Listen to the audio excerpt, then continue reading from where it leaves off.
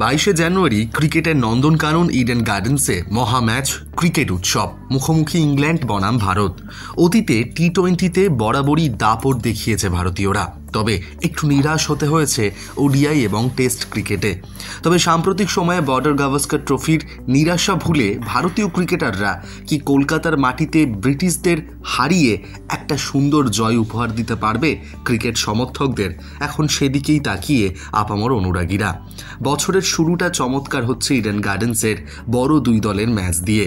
পুরোপুরি তৈরি Eden gardens. 22শে জানুয়ারির কথা মাথায় রেখে নিঃশব্দে ইডেন গার্ডেন্সে কড়া অনুশীলন চালিয়ে যাচ্ছেন গৌতম গম্ভীরের দল। দলের অধিনায়ক সূর্যকুমার যাদবও বেশ কনফিডেন্স এই বিষয়ে। সোমবার বল হাতে পাশাপাশি ব্যাট হাতেও স্বামী অনুশীলন করলেন। ঘরের মাঠে স্বামী তার শুরুটা ভালোই করতে মরিয়া।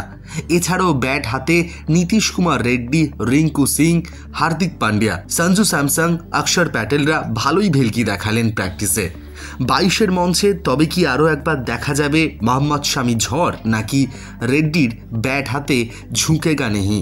এই ভেলকি 22শে জানুয়ারি ইংল্যান্ডে Josh Buttler, Philip Salt, Harry Brook, জোফরাদের সামনে কতটা চলে সেটাই দেখার।